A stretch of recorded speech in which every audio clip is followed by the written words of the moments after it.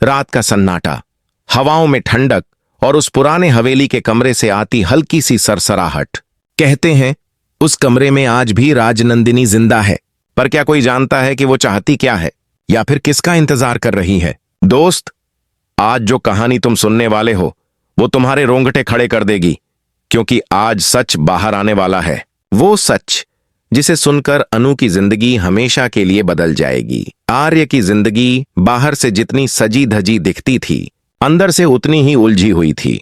लोगों की नजर में वो एक सच्चा, नम्र और ईमानदार इंसान था, पर उसके दिल में जो खौफ, जो राज छिपा था, वो किसी ने नहीं देखा। आर्य जानता था कि उसका अतीत अब उसके सामने आने वाला है, तभी तो उसने एक चाल चली, सब कुछ अपने भाई को सौंप दिया, बिजनेस, प्रॉपर्टी, पैसा, सब, ताकि जब अनु को सच्चाई का पता चले तो उसे यही लगे कि आर्य को पैसों से कोई मतलब नहीं, वो तो बस एक सच्चा इंसान है। पर हकीकत तो कुछ और ही थी। असल में आर्य ये सब इसलिए कर रहा था ताकि अनु का भरोसा जीत सके। उसका मकसद था पहले उसका विश्वास पाना, फिर एक दिन उसी भरोसे को तोड़ देना। ये कहानी सिर्फ प्यार या धोखे की नहीं थी, ये एक सोची समझी साजिश थी। आर्य का असली इरादा था कि वो अनु से शादी करे और फिर राजनंदिनी के माता पिता से सब कुछ अपने नाम कर ले। दोस्तों, सोचिए जरा, प्यार का नाम लेकर किसी का इस्तेमाल करना, क्या ये माफी के लायक है? आप क्या सोचते हैं, क्या ऐसा इंसान सच में प्यार कर सकता है? अपनी राय जरूर बताइए। अब बात आती है उस कमरे की, हवेली के उस हिस्से की जिसे सालों से किसी ने खोला नहीं था। आर्य का भाई अपनी पत्नी के साथ उस कमरे के पास गया। उसकी पत्नी जिद करने लगी, बस एक बार देख लेते हैं अंदर क्या है। जैसे ही दरवाजा खोला गया, भीतर से एक तेज हवा का झोंका आया और सामने लाल साड़ी में खड़ी एक परछाई नजर आई। वो कोई और नहीं, राजनंदिनी की आत्मा थी। भाई के होश उड़ गए, वो वहीं गिर पड़ा और बेहोश हो गया। उस कमरे के अंदर जो राज छुपा था वो किसी के भी रूह कंपा देने के लिए काफी था। दरअसल राजनंदिनी की मौत कोई हादसा नहीं थी, वो एक कहानी थी धोखे की, झूठ की और प्यार के अंत की। अनु को पहले से अजीब सपने आने लगे थे, कभी किसी पुरानी हवेली की झलक, कभी एक लाल साड़ी पहने औरत का चेहरा। उसे समझ नहीं आता था कि ये सब क्या है, लेकिन जब उसने राजनंदिनी का पुराना सिग्नेचर देखा, उसके जहन में जैसे कोई ताला खुल गया। यादें लौटने लगीं, किसी और जिंदगी की यादें। राजनंदिनी की आत्मा अब उसे सब दिखाने लगी। आर्य और उसकी प्रेम कहानी, कैसे आर्य ने प्यार का नाटक किया, कैसे उसने भरोसे को तोड़ा और आखिर में कैसे उसी ने उसकी जान ली। अनु की आंखों के सामने सब साफ साफ नजर आने लगा। उसकी सांसें रुक गईं, उसके पैर जैसे जमीन से चिपक गए। उसे यकीन नहीं हो रहा था कि जिस इंसान से वो प्यार करती है वही उसका सबसे बड़ा दुश्मन निकला। दोस्तों, सोचिए, जब किसी को सच्चाई का सामना खुद अपनी पिछली जिंदगी के जरिए करना पड़े तो वो क्या महसूस करेगा? क्या अनु इस सच को स्वीकार कर पाएगी? बताइए, अगर आप उसकी जगह होते तो क्या करते? अब कहानी ने एक नया मोड़ लिया। राजनंदिनी की आत्मा आर्य के सामने आ गई। उसने चेतावनी दी, अगर तुमने अनु की जिंदगी बर्बाद करने की कोशिश की तो इस बार मैं तुम्हें नहीं छोड़ूंगी। आर्य ने पहले तो डर दिखाया, फिर मुस्कुराया और बोला, मैंने तुम्हें भी रोका नहीं था राजनंदिनी, अब मुझे कौन रोकेगा? उसकी आंखों में फिर वही खतरनाक चमक थी। पर आत्मा की ताकत किसी इंसान की सोच से परे होती है। उस रात आर्य को अपने कमरे में किसी की मौजूदगी महसूस हुई। आईने में उसकी परछाई के पीछे राजनंदिनी खड़ी थी।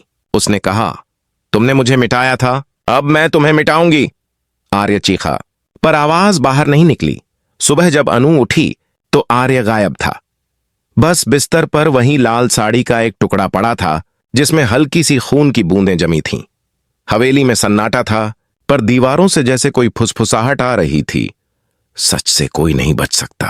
अनु ने वो साड़ी उठाई और उसे महसूस हुआ जैसे किसी ने उसके कंधे पर हाथ रखा हो। एक गर्म लेकिन सुकून भरा एहसास। उसे समझ आ गया, राजनंदिनी ने अपना बदला ले लिया है और अब वो हमेशा के लिए मुक्त हो चुकी है। अनु की आंखों से आंसू बह निकले। उसने आसमान की तरफ देखा और कहा, तेरे दर्द को अब मैं खत्म करूंगी, अब कोई और राजनंदिनी नहीं बनेगी। दोस्तों, ये कहानी हमें सिखाती है कि प्यार कभी झूठ के सहारे नहीं टिक सकता। जो रिश्ता विश्वास पर नहीं बना वो हमेशा खंडहरों में खत्म होता है। आप बताइए, क्या आपको लगता है कि आर्य को वही मिला जो वो डिजर्व करता था? क्या सच में राजनंदिनी की आत्मा अब चैन पा गई होगी? अपनी राय जरूर बताएं। मैं पढ़ना चाहूंगी। और याद रखिए, कभी किसी के दिल से खेल मत खेलो, क्योंकि जब दिल टूटता है तो उसकी आवाज हवाओं में गूंजती है, और वो गूंज किसी को भी चैन से जीने नहीं देती। रात गहरी थी, हवेली के कोनों में सन्नाटा बिछा था, मगर उस सन्नाटे में भी कोई था जो जाग रहा था।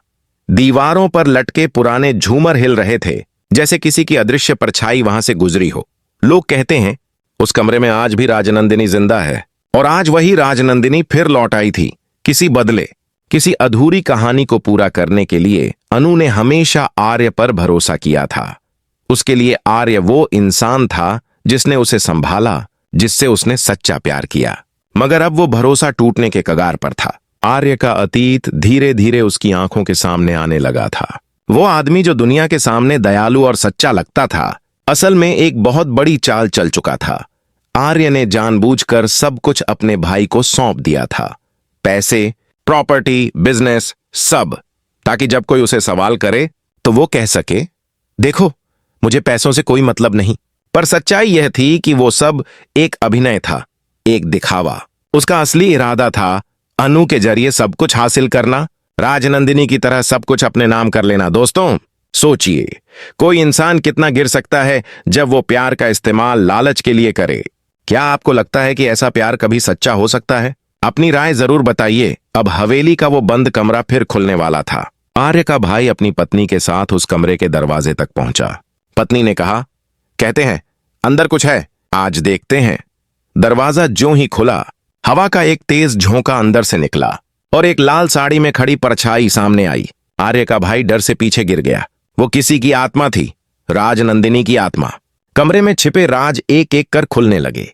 दीवारों पर लहूलुहान तस्वीरें थीं, टूटी हुई चूड़ियां और एक पुरानी डायरी जिसमें लिखा था, मुझे धोखा देने वाला आर्य अब कभी चैन से नहीं जी पाएगा। अनु को धीरे धीरे सब याद आने लगा। जब उसने वो डायरी देखी तो जैसे उसके जहन में कोई दरवाजा खुल गया। उसे याद आने लगा, वही लाल साड़ी, वही कमरा, वही आर्य। उसे समझ आ गया कि वो कोई और नहीं बल्कि राजनंदिनी का ही पुनर्जन्म है। अब राजनंदिनी की आत्मा ने खुद अनु से बात करनी शुरू कर दी। वो बोली, अनु, अब वक्त आ गया है कि तुम अपना सच जानो। वही आर्य जिसने मुझे धोखा दिया था, आज तुम्हें भी उसी रास्ते पर ले जा रहा है। अनु की आंखों में आंसू भर आए।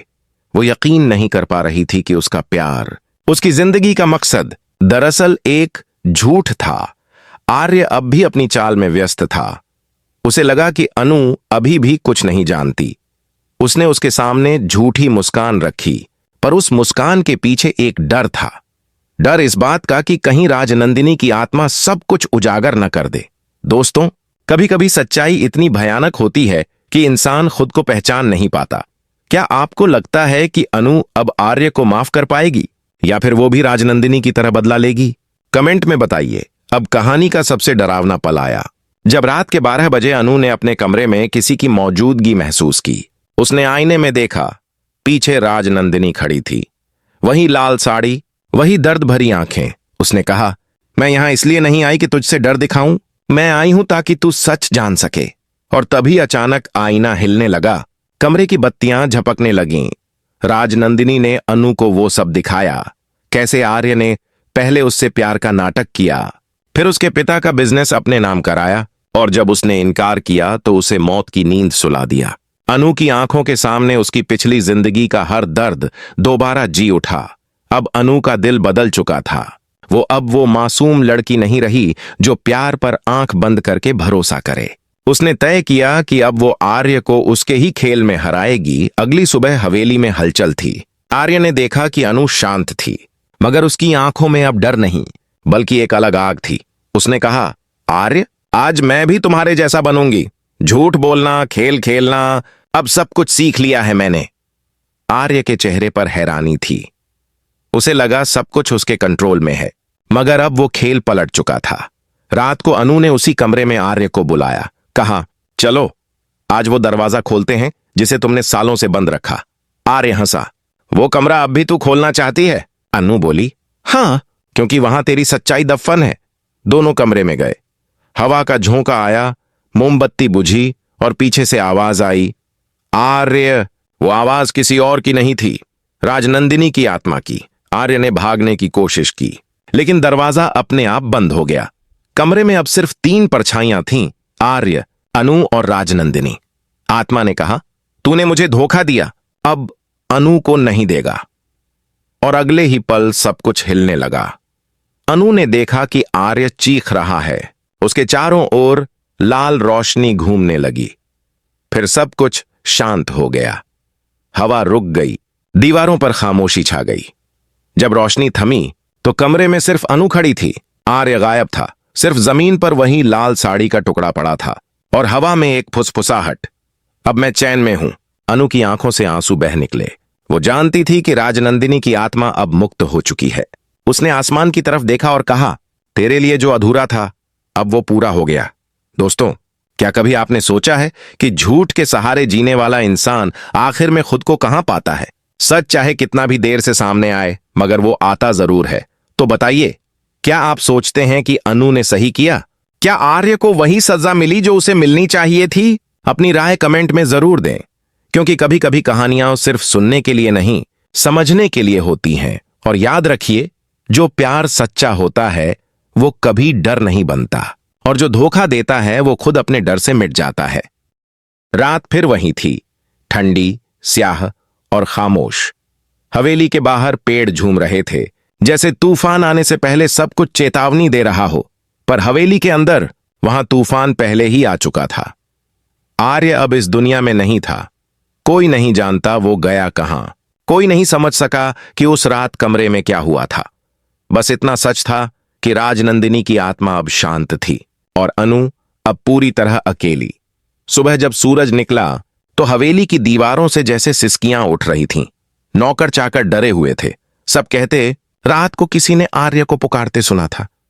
मगर अब उसका नाम लेना भी सबको डराता था। अनु उस कमरे में खड़ी थी जहां सब कुछ खत्म हुआ था।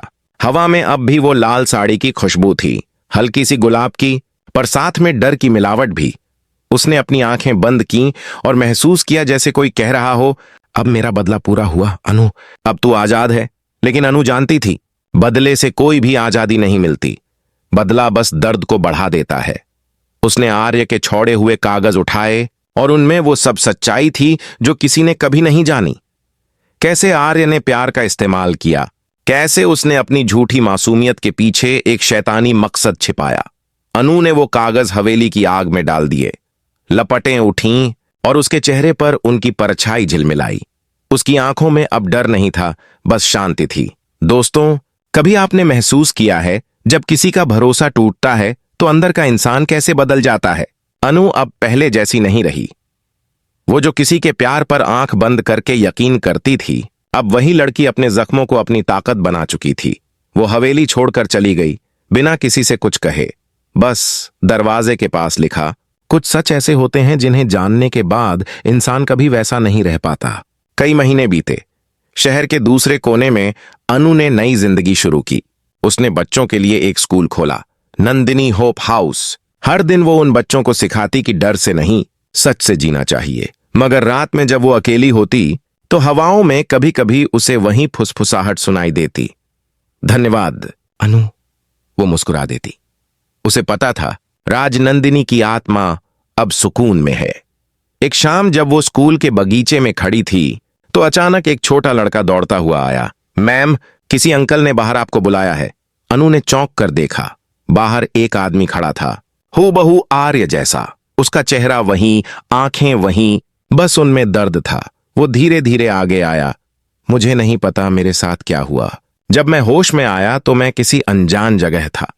मुझे कुछ याद नहीं, बस इतना कि मैंने किसी का दिल बहुत तोड़ा था। अनु के पैरों तले जमीन खिसक गई। क्या ये वही आर्य था या किसी आत्मा का कोई और खेल? उसने खुद को संभाला और बोली, अगर सच में तुझे अपने गुनाहों का एहसास है तो किसी और की मदद करके उसे सुधार। मेरे पास अब देने के लिए कुछ नहीं। आर्य ने सिर झुका लिया। शायद यही मेरी सजा है, जीना पर उन यादों के साथ जिनसे मौत भी डरती है। और वो चला गया, हमेशा के लिए। अनु ने आसमान की तरफ देखा। बादल छंट चुके थे और हल्की सी धूप उसके चेहरे पर पड़ी। उसे लगा जैसे राजनंदिनी की आत्मा मुस्कुरा रही है। दोस्तों, ये कहानी सिर्फ एक बदले की नहीं थी। ये कहानी थी इंसानियत और सच्चाई की। जो दिखता है वो हमेशा सच नहीं होता, और जो सच होता है वो अक्सर देर से सामने आता है। आप बताइए, अगर आप अनु की जगह होते तो क्या आर्य को माफ कर देते या उसे हमेशा के लिए भुला देते?